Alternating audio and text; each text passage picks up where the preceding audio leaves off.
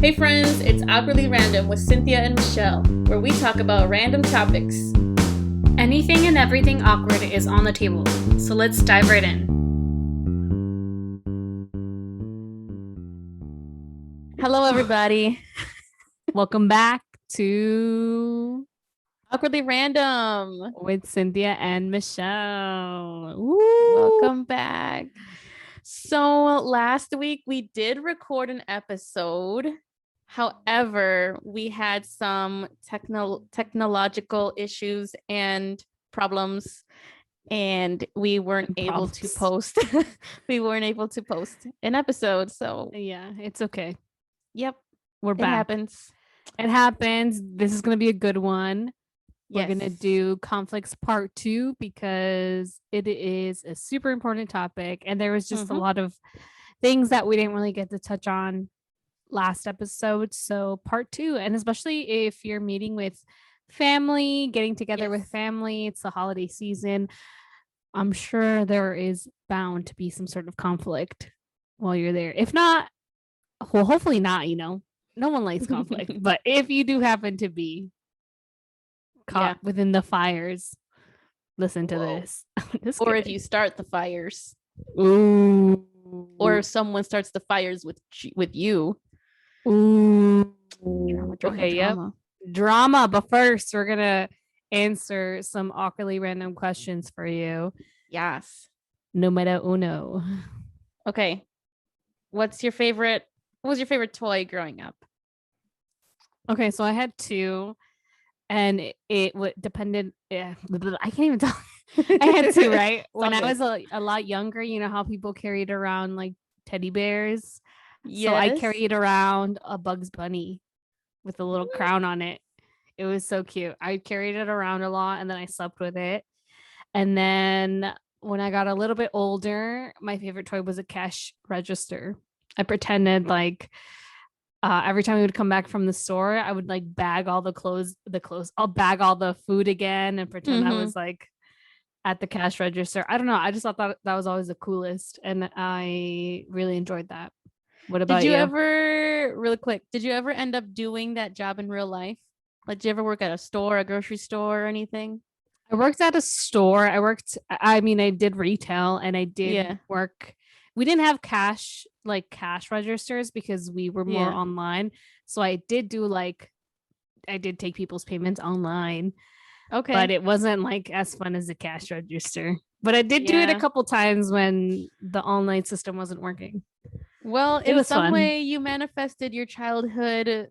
Oh my gosh, dream. Yeah, I did, I guess. That's cute. That's awesome. Mine. So I always, since the beginning of my life, probably I loved beginning music. Of time. Since the beginning of time, I always loved music. I love playing instruments. To this day, I still love playing instruments. And I remember when I was a kid, my parents, or was it my parents? Somebody got me. I think it was my parents got me this purple guitar, like toy guitar, an electric guitar, but it actually works. Like it came with like a little speaker amplifier thing. It came with a purple microphone and stand. And I would just like rock out and pretend like I was this really famous person. Everybody was there to watch me play live. So, and we also had a keyboard, and my sister would play the keyboard when I played the guitar, and I would sing in the microphone, and we were like Allie and AJ, but not, Yeah, I know. Love Allie and AJ. Two sisters in a rock band. Yeah, that was cool. Good times. But yeah, nice. That was my favorite. Cool. Yeah. Cool. Okay. All right. Second. Oh yeah, we're gonna do 2 today. Really quick. What is something that you would really like to try again? You've tried before and you'd be willing to try it again. I feel like I'm blanking. Do you have yours? I would want to try surfing again.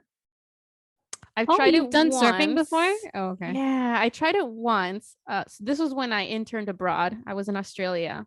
But y'all, okay, the boards were extremely huge and heavy. It was windy, it was rainy, the waves were insane. I'm like, nah, this is not conducive to a complete beginner. I was like, this ain't it for me. Not today. So I would want to try it again, but maybe when it's not cloudy and rainy and windy, and maybe when the waves aren't as intense. Nice. Yeah, that sounds cool. I definitely want to try surfing. I've never tried it, but I would want to. Yeah, it looks hard. Now that you said that, it makes me think I did do skiing once. You skied? What? Once. Okay. Not like a big accomplishment. If I pictured you going like you like just ripped down the mountain like skiing and shit, like turning and all that kind of stuff. That's why I'm like, it wasn't that impressive, trust me. No, we are skiers and surfers here. I did because I went when we were in middle school. I think I don't know if it was part of the high school or like middle school where they took us. So I went. It was a lot of fun, and I've never been able to do that. So either skiing or snowboarding, I would definitely want to try. I would want to try. I would want to try either one actually. I feel like skiing was easier for me. I'd never tried snowboarding, but I've seen people snowboard, and it's a lot easier. I don't know, but I thought that having those two supports, like the little, I don't know what they're called, that was helpful for me. And you're facing forward versus like on a snowboard, your side, like you have to it's a different type of balancing and coordination. So not to say one is harder or easier than the other one, because I am not one to talk about that because I've never tried either. But I have no idea. I feel like it would be a different way to motor plan your body and coordinate. Yeah. I just love how excited you were of like learning that I went skiing once in my life. I didn't know you were a skier. I had no idea. Yo, we're from the Midwest. Tell me why we're bound to have gone. No, you've never gone? Never. I've gone sledding. Okay. I've gone sledding. That's about it. Well, see, you have to. I mean, if you live in the Midwest and you haven't gone sledding, like, just go to the park. You can do it there. Yeah. That was a more affordable option for me. Yeah. Yeah. Okay, cool. I learned something new about you. You were a skier. Okay. World champion. Exactly. Recognized. Olympian. Okay.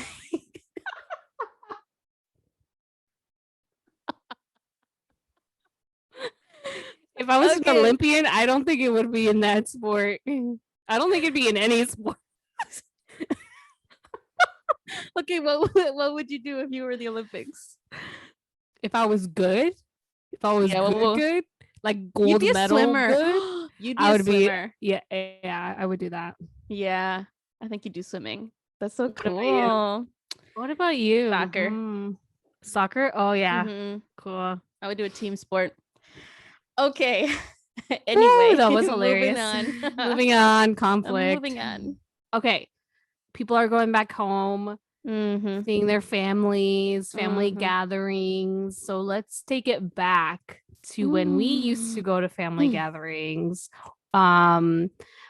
So scenario, when you're in a family gathering and someone says something you don't agree with, what do?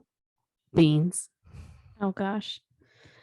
My answer would have been okay. So the answer now would be I'd probably say something back, or I'd probably try to engage the individual, whether it be like an aunt or an uncle or a cousin or some other family member, relative.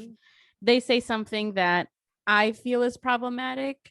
I would probably right now is current Cinthia would probably say something and would probably engage them in a conversation. We'll try to at least hear them out a little bit more, like, okay, why do you think that, or why are you saying this, and kind of dig deeper into that, and then kind of share my opinion and share why I disagree. Maybe 12, 13, 14, 15-year-old Cinthia would not. Do you think it would be perceived differently?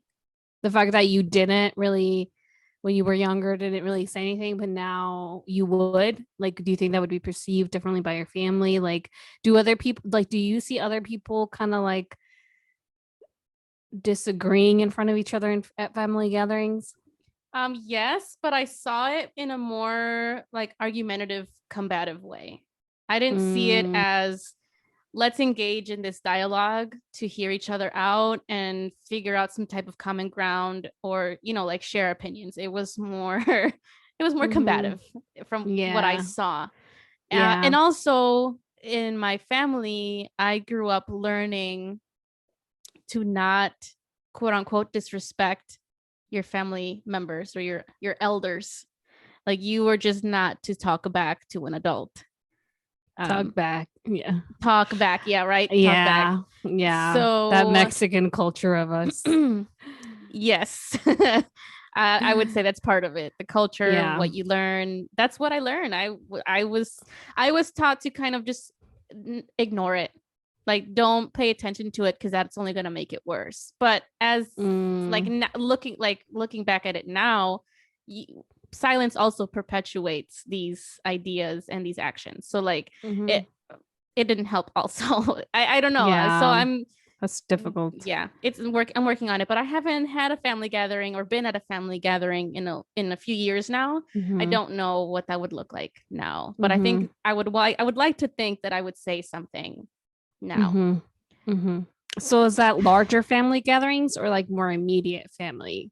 Oh, this is, I guess I was thinking about because of the holidays. I grew Mm-hmm. up meeting with extended family members, all the tios, todos los primos, los familiares, all the Dang, you got a family. big, sound like you have a big family, the Yo, Covarrubias. we do have a very big family, very, very big family, lots of cousins, tios, tias. And we would all get together and gather for the holidays, for Christmas, usually Mm-hmm. on the 24th. So Cool. that's when sometimes Shit you went down. hear I'm just kidding. certain things, I'm just certain kidding. comments made, certain questions asked, Yeah, I feel like certain buttons that's, pushed. yeah, I feel like that's kind of, no, I wouldn't say normal. I don't know if it's normal, but like when you get that many people in a room, there is bound to be disagreements, you know? Yeah, I would say it's not uncommon. Mm-hmm, mm-hmm. I don't know how typical it is, but I don't think it's I don't know uncommon. either. Yeah, yeah, yeah. But okay, tell me about your family gatherings. What was that like for you growing up? Did you hear certain things that you didn't agree with? What did you do in that Ooh, scenario that you presented to me? ooh, And tell me the truth. so with our gatherings, I don't know. I feel like my our family isn't is big, but when we would get together, it wasn't too big. Um, Okay. so because my parents are divorced, so Mm-hmm. it would be different depending on which family I would spend it with. So I am definitely a lot closer to my mom's side of the family.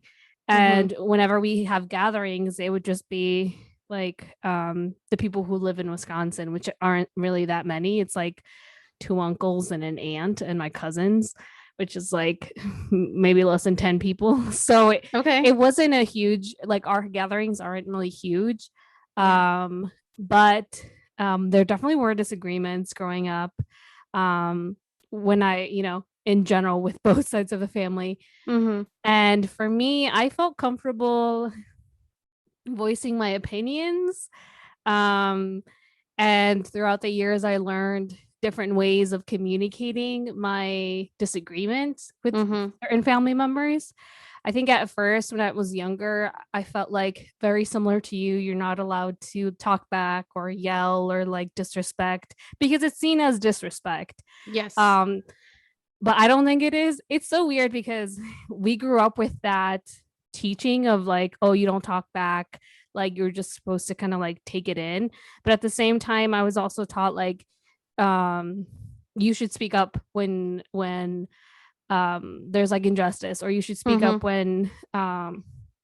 when someone is saying something that shouldn't be said, like either Right. something racist or homophobic or like I don't know, like sexist. And I would, and not only me, like I would see other family members like stand up for themselves or like speak their truth or speak their opinions. So it was weird being raised in a, oh, like don't talk back, but at the same time, like everyone states their opinion and how they talk or like what they think. So for me, I learned how to communicate those disagreements. At first, I was super combative.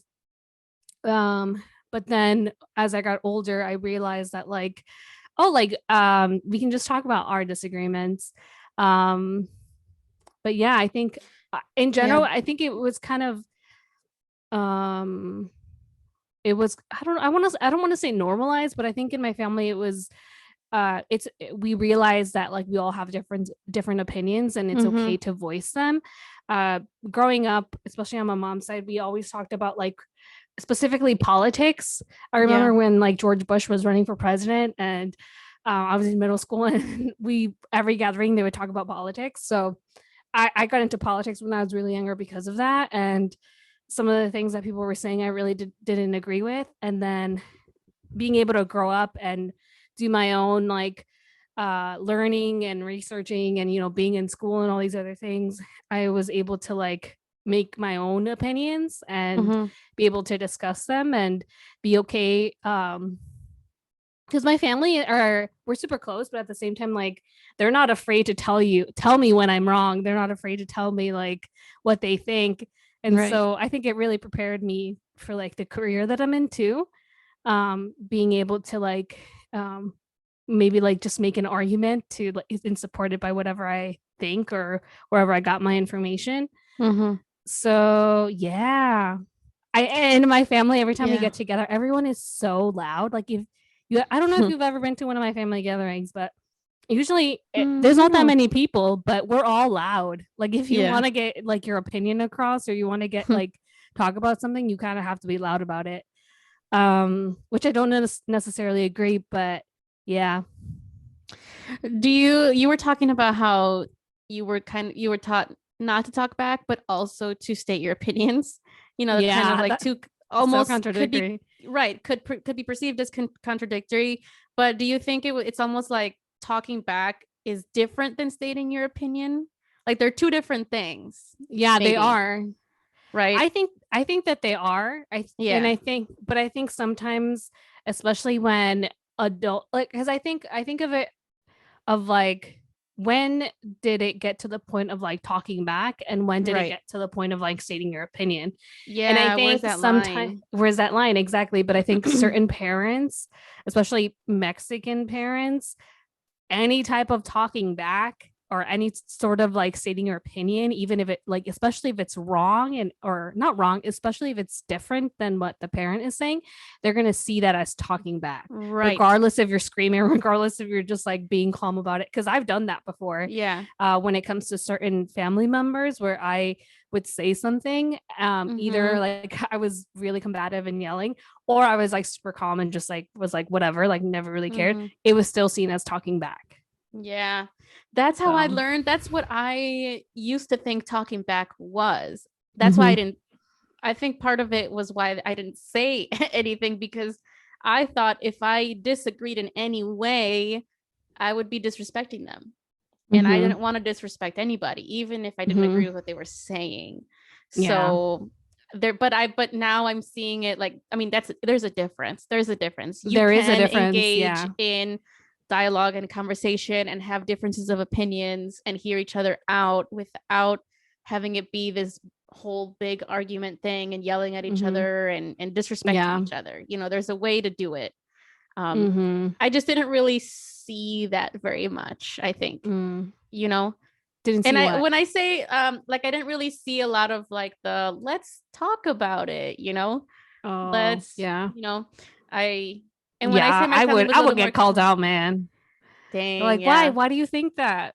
Let us Yeah. know." Like it was, yeah, it was funny. Could keep going. Sorry, I It was interrupted funny. you. No, I was just gonna say I just want to clarify that I'm not trying to say that my family fought. It was just more of I don't know. I think the arguments did get a little bit more heated than I like as I'm reflecting. Like there were Mhm. some moments where I would witness certain arguments happen. It wasn't like people physically fought or anything. It wasn't like that. Yeah, But yeah, yeah. I uh know what you mean.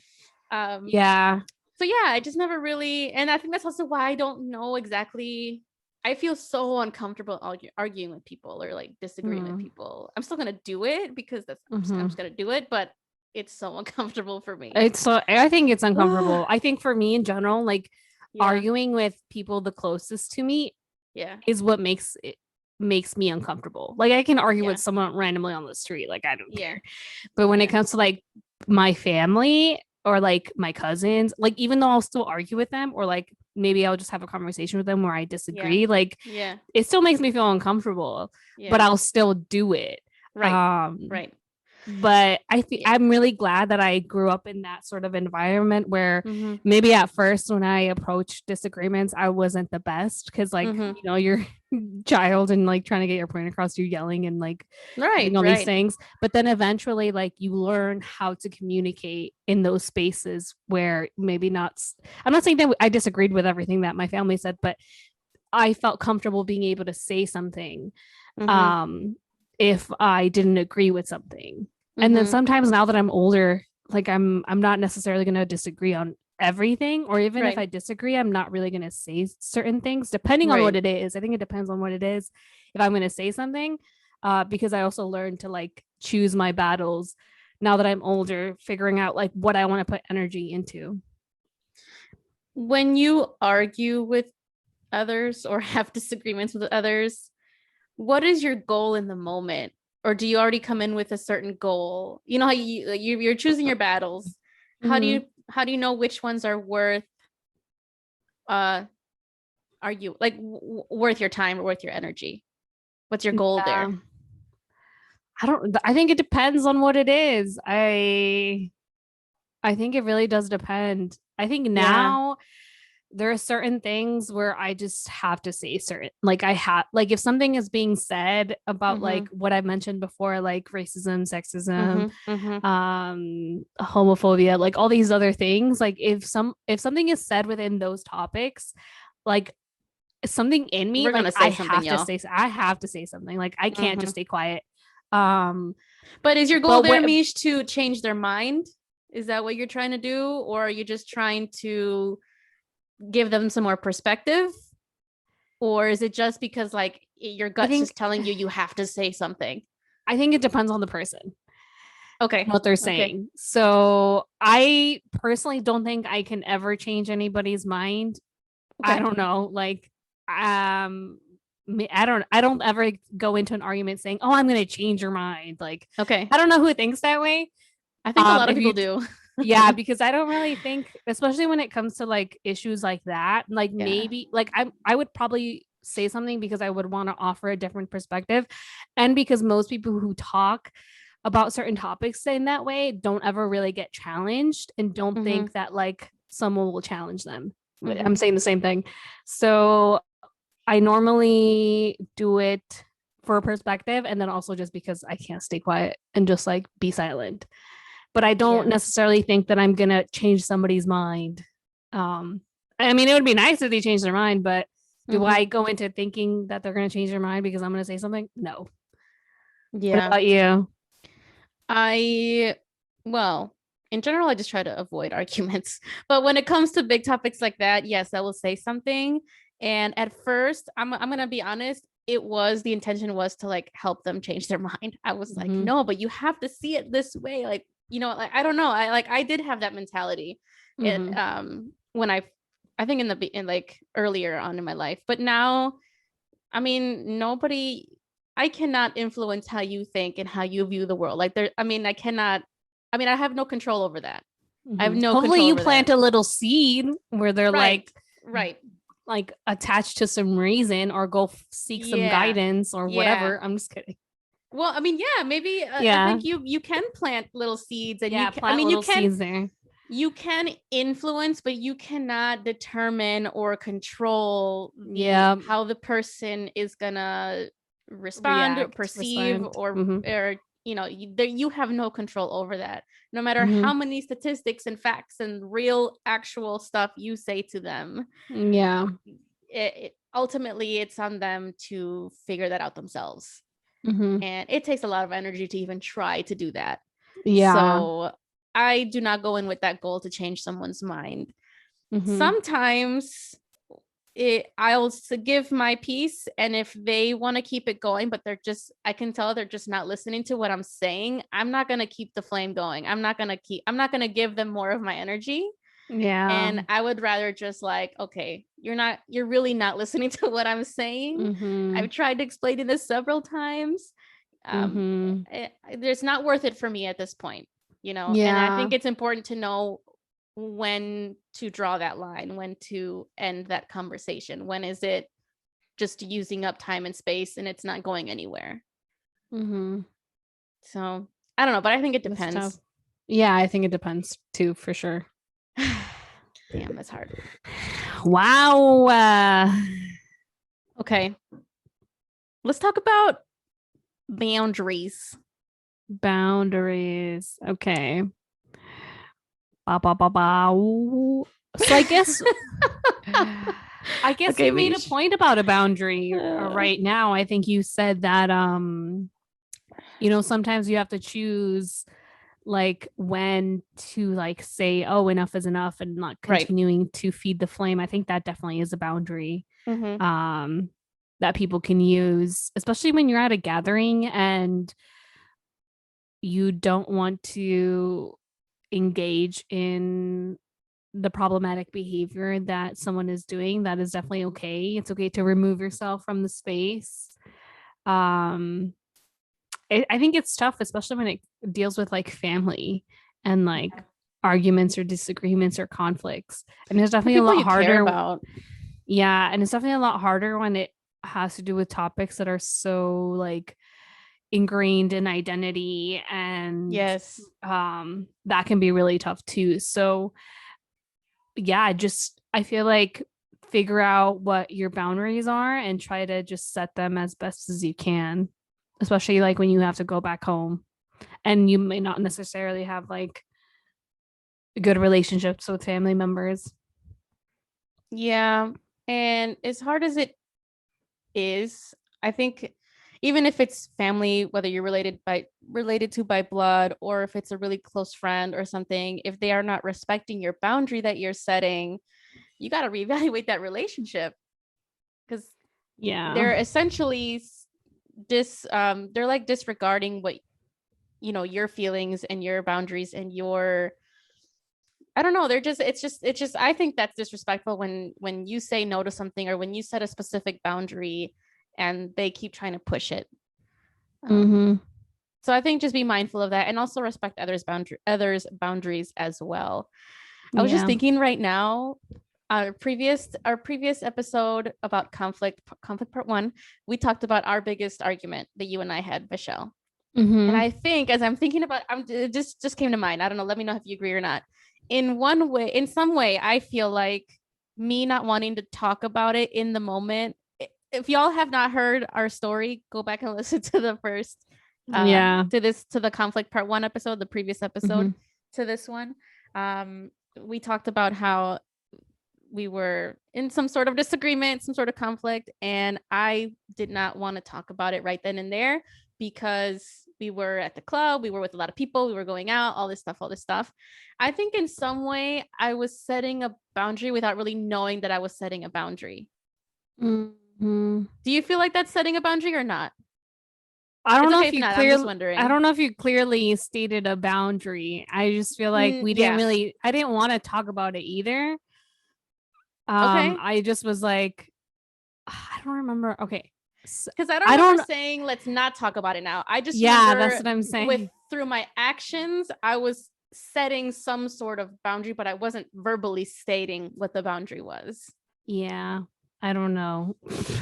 Which is hard, because you're not a mind reader. You don't know what you can't read my mind. I have to tell you. I should have told you what I was thinking in the moment. Yeah, I don't feel like you really communicated that you didn't want to talk. And I also didn't really communicate that I wanted to talk about it. You know what I mean? I feel like I asked you a question and then I don't know if you respond. Like I don't really remember the situation. So I don't really know But I feel like if you did say something, then you Yeah. did set a clear boundary that you just didn't want to talk about it. But I actually don't remember. Yeah, I don't either. So- I don't either. But my point here is that I think there's a way to set boundaries. And I think one way is to clearly state what that boundary is, to communicate it. Because I think a big part of the frustration that we had with each other that night wasn't even fully about what the main core of like what happened. It was more of like what happened afterwards, where there was just this like miscommunication. And neither of us really said anything, and if we did, maybe we misunderstood each other. There was just some disconnect, some mismatch. And we could have done better in stating clearly what we were thinking and what boundaries you were setting. Yeah, I agree. I don't think we really stated oh man what we thought and felt. But at the same time, like, we still had to, I felt like we had to process them. Yeah. Those feelings. At least I did. I had to calm down. Were you furious? I wasn't furious. I was just. You're so funny. Yeah, I was mad. Yeah, that's okay. But I wasn't mad at you, though. I was mad at the person. And then I said something to the person. Yeah. And then I did do something where you shouldn't do, is to like transfer the anger to the other person, which I did. So I definitely learned a lot from that. We learned a lot from that, even though now we don't remember exactly the details of it. Yeah. But I do remember how I felt. And I do like that that did kind of stick with me. I'm like, okay, I need to do better at communicating what I'm feeling. And like like I said, we talked about it in a previous episode. We talked about it and we figured it out. Yeah. Not a big we're deal. Good now. Yeah. But that's why we didn't upload last week, because we were mad at each other. Exactly. Kidding. We just needed time to process, y'all. We needed to set that boundary. No, yeah. Boundaries. That's what I was thinking about in terms of boundaries. Is like, I think that was a lesson learned in terms of how to set a boundary. Be clear with what boundary you are setting. And people should respect it. Like, it's, again, you're not in control of how they respond to your boundary that you set, but if they don't respect your boundary, I think it is important to maybe reevaluate or think about the relationship you share with that person. Yep. I agree. It's hard. Also with conflict, Mish, apologizing, I think, is a big part of it. Unfortunately, oftentimes apologies aren't necessarily sincere, or they're not said in a way that actually helps the situation. Yeah. Oops. Sorry if you hear the ambulance. Yeah. I live in the city, y'all. I just kicked my desk. Sorry. Oh, you kicked your desk? Oh, my bad. Or yeah. Why'd I say my bad? My bad. Did you just say my bad and you don't even feel sorry? I'm just kidding. This is a prime example of what not to do. Real. I'm just kidding. Don't do that, y'all. Okay, so also, my bad. That is not an apology. So you're right. You know what I mean? But no, I'm not saying like you have to say sorry for me kicking my desk. I'm just saying, like, pointing out like my bad. Like, I feel like people say my bad to be like, oh shit, like kind of like I see like my bad as that. I don't see it like, oh, my bad as sorry. So like I don't know I know you don't say my bad for sorry, but I know certain people do. But yeah, I don't know. Or do you say my bad for sorry? Sometimes. No, I don't say it as a replacement of sorry. And if I say sorry, I say I'm sorry. I don't typically say just sorry. I don't know why, but to me, and same with like thanks and thank you. I always say thank you versus just thanks. I don't know why. I just feel like I have to say that. But I say I'm sorry. But like, okay, not the but. How many times have we in our lives said, I'm sorry if, or I'm sorry, but blah, blah, blah, blah, blah. Wow. I'm sorry, but you were just annoying. I'm like, sorry, are you asking? but if you didn't come at me that way, I wouldn't have come at you this way. Oh, You know, I feel like we all have done that. Yeah, I've definitely done that. I've done that too. I'm sorry if I ever said that to anybody. I need to be serious. Okay, yeah. Yeah. That was not genuine, Mish. Say it genuinely. I know. Yeah, definitely. I think we have all been there, said that. Maybe we didn't mean to, but if you actually think about it, it's not a genuine apology. So really reevaluate how you are apologizing and for what. But also, you can't just keep saying sorry without actually like changing your behavior or changing your action, because then like this is just like a cycle that sucks for you and sucks for the other person. Yeah, and then after a while, those sorries are just empty words. They don't really do anything. So, the power behind the apology is acknowledging what you did, acknowledging the impact that it had on the other person or group of people, and then working to change that so that it doesn't happen again. And we all make mistakes, and we all do make errors and mess up. So it doesn't mean you're a bad person. It doesn't mean you're a bad friend. It doesn't mean nobody wants to be your friend anymore. I think there's a lot of like, you have to set aside your pride and you have to set aside that ego to really become aware of what you did, of what you said, of whatever, and then truly genuinely apologizing to that person, because ultimately that apology is for them. It's not necessarily for you, although it can be. You can also apologize to yourself and forgive yourself and give yourself that grace, which I think is also important. But ultimately you hurt the other person, so that's on you to try at least to reconcile some of that. I don't know, whatever you did to that person. Do you easily say sorry? Can you like, yes. Are you okay with saying you're sorry to people? Yes. And have you always been that way? Yes. But sometimes what I do want to say about that not too, damn in a bad way, by the way. I just said no, it was, so that was gonna be my point, is sometimes we are so conditioned to apologize. Also, as women, I would say, probably, like, we apologize so much. Not all of us, I'm not gonna generalize, but there's, I think in this society, like, I don't know, I'm always saying sorry for things. I said sorry for something you did. I know.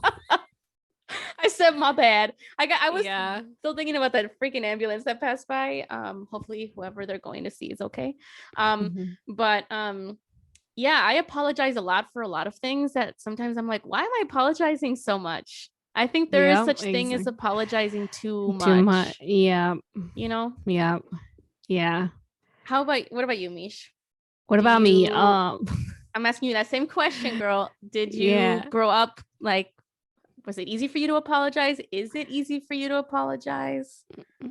It's a lot easy for me now. It wasn't before.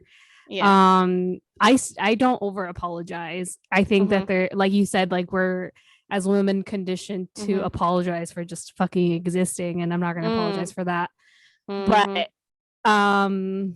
it took me a lot of growth, and like you said, setting your pride aside, setting your ego aside, to genuinely like reflect on myself, my actions, like who I am as a person, and like what kind of person I want to be, and being someone who's always like right, or like never wanting to apologize, never like being reflective of like your wrongdoings or how you treat people or how you act. Like, I think that's a huge red flag, and just shows like you need a lot of growth if you still think that way. So I remember I used to think in similar ways like that when I was younger. It was really hard for me to apologize when I was younger, because I felt like me apologizing was me admitting to doing something wrong, or me not being a good person, or like me, even though I really didn't do much to like make myself feel bad. I just felt that way. And so setting aside, like you said, your ego and your pride, and really reflecting on like what you do and like how it Right. affects others, like that's what really like opened my eyes into like apologizing, because it really Mm-hmm. isn't for me, it's about other people Mm-hmm. and how I make other people feel, and I really Mm-hmm. do care about other people. So a way to show that like I'm reflecting on what I've done or like what I'm doing is to not only say sorry, but also like change that behavior and show that like I'm actually meaning what I'm saying. Right. So I know it isn't easy to apologize for some people, but Mm-hmm. and I know it takes a lot of growth and a lot of reflection, but it's so I think it's important to not just think about yourself. It's important to think about other people. Yeah. And that comes with it. But at the same time, just because you're apologizing or like thinking of others doesn't mean you're sacrificing yourself, doesn't mean that you're Right. like putting yourself down or anything. So that's just something that I went through, and I did a lot of growth in that way. So yeah. I would say if you're in an argument with somebody or something happens and you say something, I don't think you necessarily have to apologize right then and there immediately. I think it's okay to process and Yep. apologize when you're ready. Don't, Mm-hmm. I Mm-hmm. wouldn't say force it. I just think about like how we raise kids. And Mm-hmm. did you ever, I don't know, like see cousins or other kids like do something right? And then the parent goes, say sorry. You need to say sorry right now. Go to that child and say sorry right now for what you did. Mm-hmm. And I think we kind of in general, maybe as a society, and it's the intention is not bad. It's to kind of teach the child, um I think, how to apologize and own up Mm-hmm. and learn that you don't hit another kid, you don't push them off Take a swing, you don't, accountability. you know what I Yeah. mean, accountability. However, sometimes I feel like that could be like it's not actually doing what it's meant to do. You're teaching Mm-hmm. that, like sometimes it could be degrading of someone's character.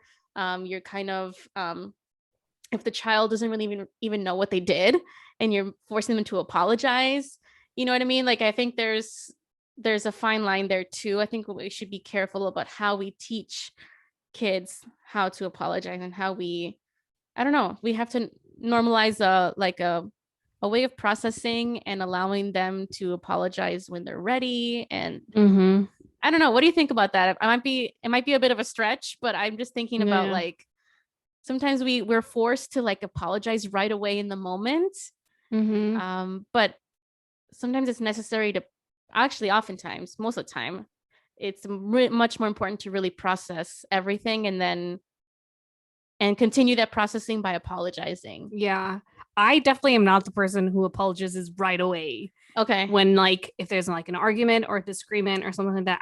Yeah. I take my time when it comes to like processing Yeah. whatever is happening in general. Yeah. So when I'm able to process it, well, during the disagreement or conflict or whatever it is, like I try Mm-hmm. to think before I speak, because Mm-hmm. I don't want to say something that I don't mean. Mm-hmm. But if I do happen to say something that's like not the nicest, especially like with my siblings, which what I'm referring to when I've been talking about conflict, is like my conflict with my siblings, which I love Yeah. very much, my sisters, but we easily get into arguments.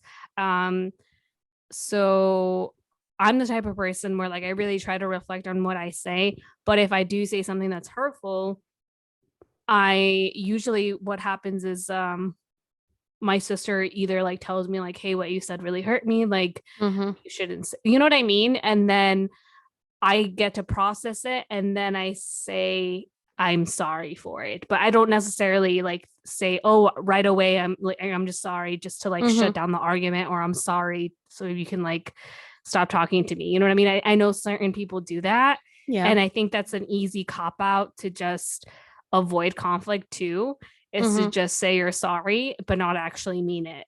You know what Right. I mean? Because I think Yeah. it's just like an easy solution sometimes, but then Mm-hmm. you don't really know what you're sorry about. Is that what you're referring to? Yeah. Yeah. I guess I'm not really sure what I was exactly referring to. I just think about like how we force a lot of kids to like apologize right away, like as a way of like as like a punishment for them, you know? Like Oh, you I did don't know, something, man. you did I'm something not wrong. around kids like that. I don't I just know. I don't know if parents do that. well, have you Have thought you about seen that? yeah, like in general, like or when you were a kid, did you ever see like maybe a cousin hit somebody on accident or push another kid and you see the parent going like, go say sorry to Billy Bob right now, you know? Nothing like that. I could be way off. No, I don't know. I don't know, but Not to I feel me. yeah. Okay. Well, I feel like when I was younger, my mom would call us out on like, Yeah. why did you say that? Why did you do that?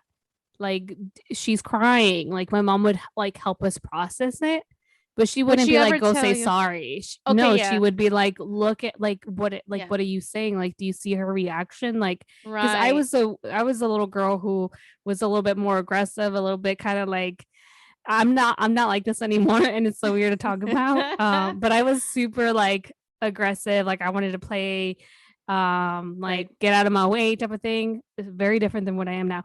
But my mom would sometimes tell me like, hey, like what like look at like she kind of like made me process of like, oh, like what did you Yeah. say? Like why are they crying? Like what did you tell Yes. them? And I'm like, and then I felt bad because I had to like she made me process like, oh, Right. like they're crying because of me. Like they're Yeah. crying because I said that. And then I would be like, oh, maybe I should apologize because Right. you know what I mean? So my mom was never like, Yeah. go apologize. Like, but she would make us understand like the gravity of our words, the gravity of our actions, and Yes. how like that affects them, but that also affects you as a person you're becoming. And do you really want to be that kind of person? Right. So, okay, I Mm-hmm. love that you shared that because I think that's what I'm trying to say is I Mm-hmm. would want to lean more towards that, helping people process and kids learn Mm-hmm. this at a young age. Mm-hmm. And you had this experience as a kid with your mom. Like Yeah. she helped you really see the impact that you had on the other child or whatever, Mm-hmm. your what your words did to them, what your Mm-hmm. actions did to them, and then you yourself saw it in you to take that initiative to then go and apologize Yeah. versus your mom saying go apologize, go say sorry to your prima right now, right? Mm-hmm. And you just having to say sorry, but you don't know exactly, you're not Yeah. fully processing what happened. And then you Yeah. start to internalize that something's wrong with you, you know? Oh, yes. Do Yeah, you get what I'm yeah, trying to say yeah. now? I know what you Okay. mean. Yeah.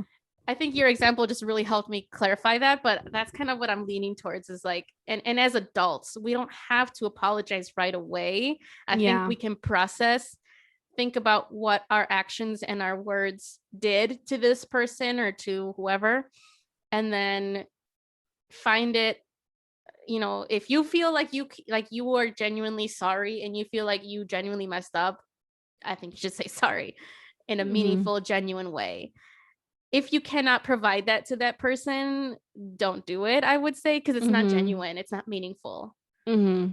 you know? Yeah. And just to go off of that, just because you apologize doesn't mean that our other person is going to accept your apology or Right. has to accept your apology. Nope. Because, like, whoever was hurt in the situation doesn't need to accept anything from you. Mm-hmm. And you shouldn't feel salty or any type of way about it. If you wanted to Mm-hmm. apologize, cool. But, like, if they don't want to accept it, that's cool too. And don't be salty. Don't be I know. I salty, mean, I'm yo. just trying to be real though. I love it. No, it's true. They don't owe you anything. And Mm-mm. that's a boundary that they are setting also. If Mm-hmm. they are choosing not to accept your apology, or maybe they accept your apology, but they choose not to further any type of connection with you, or maybe do not want to have a relationship with you anymore. I cannot talk. I That's a can't boundary that either. they're It's okay. setting. Mm-hmm. And just as people should respect your boundaries, I feel like you should also respect others' Mm-hmm. boundaries.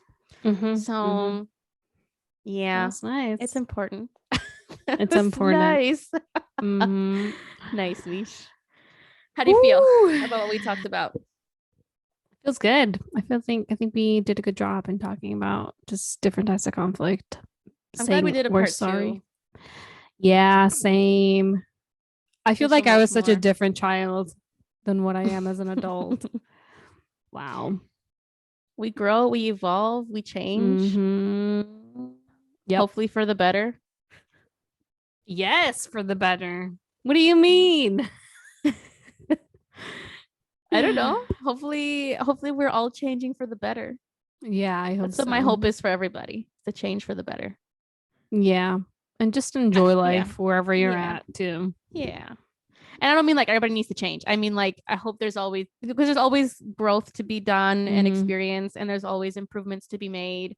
And I think this is also why one of the reasons why I like to do this podcast, because every time I feel like I learn something new or I take something from our conversations. Same. And hopefully whatever we're sharing also helps someone else. Yeah, I agree. Okay, y'all. I hope this helped you. Hopefully this helped. Let us know. We're all different. It's okay. We are all different. We all process differently.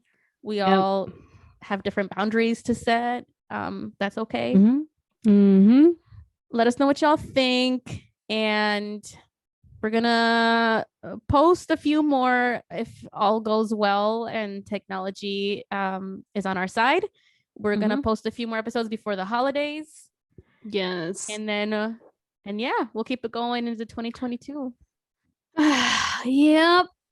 Wow. Take care I can't of believe yourselves. it's almost 2022. What the hell? Where did this year go? Yeah, I don't know where it went. Somewhere. We're excited though. We're excited. Hopefully. Yeah, we've been doing this for over a year now. I know. Woo! That's crazy. We started this in 2020, in the middle of a pandemic. Yeah. We're still in a pandemic. I know. Okay, y'all. Thank you for tuning in. That was We're going to nice. say goodbye. We're going to sign off, but we will catch you at the next one. Bye.